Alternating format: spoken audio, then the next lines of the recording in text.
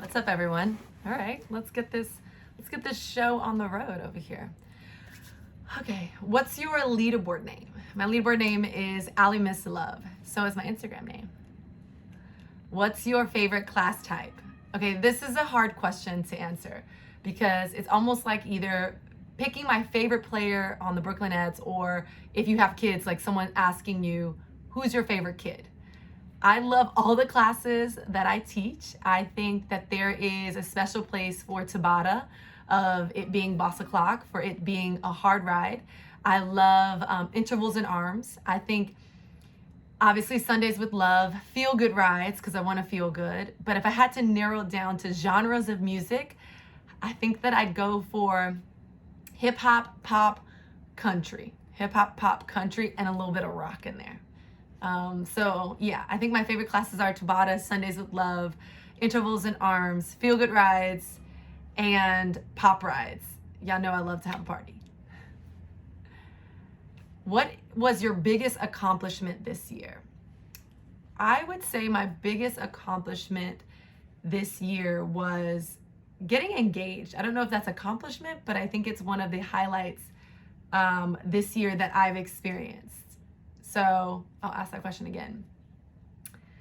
What was your biggest accomplishment this year? I think that my biggest accomplishment this year was probably getting engaged. I think that that personal milestone for me was important.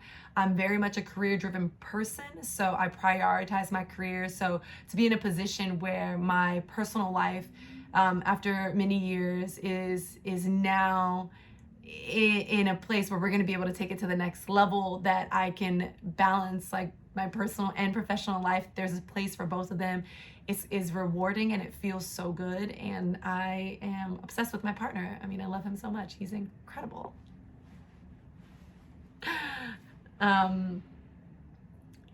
What's something you've learned this year? I think a priority that has happened in COVID, one of the things that I've learned this year is how to pivot.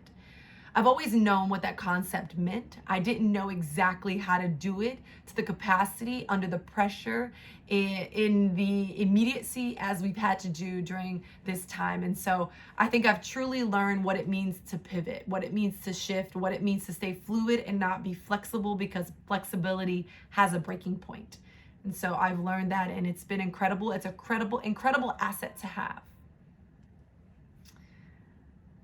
What's one phrase that summarizes life at the moment? Joyful.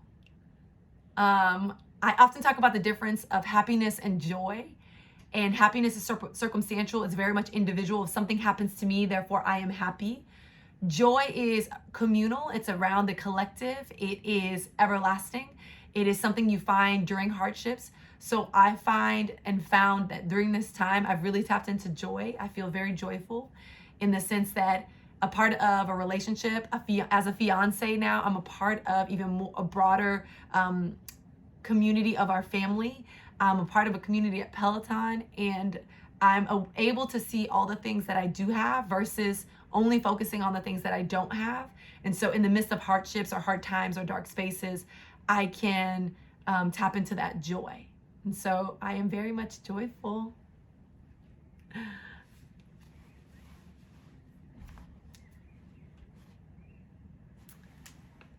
Let's see.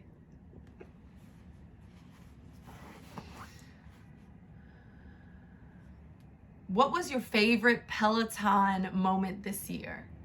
My favorite Peloton moment this year is how I opened my door to my apartment and there was a Peloton studio right outside of it. During a pandemic, how incredibly fast our company was able to shift, to pivot, to respond, to show up for our community. It still blows my mind to this day that during the pandemic, I had 25,000 people live in my living room at my house while we were supposed to be social distancing. What I mean by that is I was able to live stream classes from my home during a pandemic when we were shelter in place. And so that was one of the highlights of not only my life, not only my career, but definitely in this past year. What's your favorite life moment? Wow, really? life moment?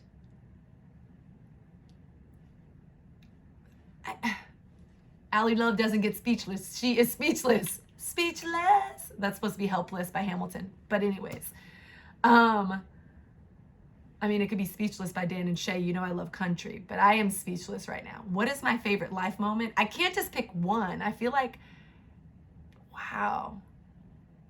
Like of all times, my favorite moment in life forever, or like right now? I feel like I need clarification on this question. I need someone to I need to phone a friend. Somebody tell me what this means. Oh my goodness. I'm never lost for words. I don't know what's my favorite life moment. One moment in my life that is my favorite. Could being born be one? Because if I wasn't born, I wouldn't be here. Could that be my favorite moment? No, that's not a good one. Ooh, can I come back to this? Do I have to do these in order? Like, no one's here to tell me the rules, so can I just make them up?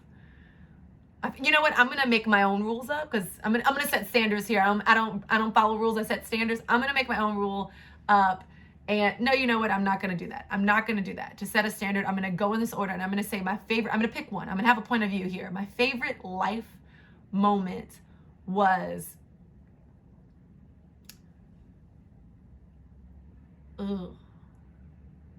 My favorite life moment was the day that I met my fiance. Yeah, I mean, that was probably the catalyst for many things in my life. That's probably my favorite life moment, the catalyst for many things in my life in terms of my journey, in terms of growing into the person that I want to be, in terms of being the Peloton instructor I want to be, the person that I want to show up and the leader that I want to be in my community. So I would say it's the day that I met Andrew. Don't tell him though. Don't tell him. You got to keep some things in your relationship that they don't know, you know? All right, next question. What's one thing you're grateful for most this year? I am most grateful for my friends and family health. My friends and family's health. I think that that's what I'm most grateful for. I am most grateful for my friends and my family's health. I think this has been a challenging year for many folks. And so we often forget, just in general, we get so caught up in life, just to thank God for our health and for our ability and utility of our bodies. And so the fact that we have and are in this position, I am very grateful for that. I'm very grateful for. What's one thing you want to get better at next year? What's one thing I don't want to get better at next year? I'm always trying to get better. One thing I want to get better at next year. Okay, this is something that I'm always doing in Boss October, and I say it every year, and I don't know if I've gotten better at it, but I want to get better at it. I want to get better at being more patient. I want to get better at being more patient. I don't know if those are high hopes. I don't know if I'll ever be the most patient person that I ultimately want to be, but I'm not going to stop trying. So that's what I am working on. Okay, next question. Describe where you want to be in a year from now. Describe where you want to be in a year from now. On a beach? I mean, I have been in this house for a very long time. In a year from now, I'd love to be on a beach on a vacation with my family. So personally, yeah, I'd love to just be on PTO taking a little break with my family. Professionally, in a year from now, wow, these are hard questions, huh?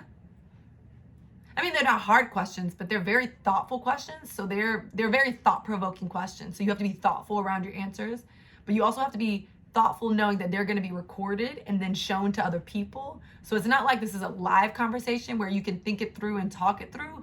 It needs to be like in a moment where this moment can last forever. That's how tough this is right now, just in case you're wondering. If you're like, why is this so hard? It's so hard because these are very thought-provoking questions and we need thoughtful answers, but we only have a limited amount of time, but this recording will last forever. There you go. Not that you were wondering. Okay, where do I want to be in a year from now? So I definitely want to be at Peloton. I definitely want to be married. I definitely want to be on a beach with my family, on a vacation, enjoying life.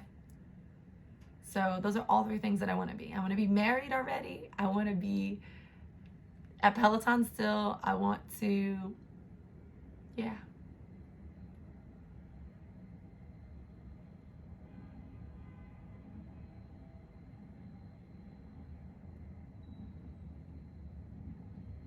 I think I'm thinking of maybe I can change the word where, or like my idea of where. Maybe I'm thinking where I want to be physically, but maybe I need to talk about where do I want to be like mentally and emotionally. So where do I want to be in a year from now, maybe mentally and emotionally, is that I want to be even more grounded. I want to be more aware of my community. I want to be more tapped in. I want to be connected.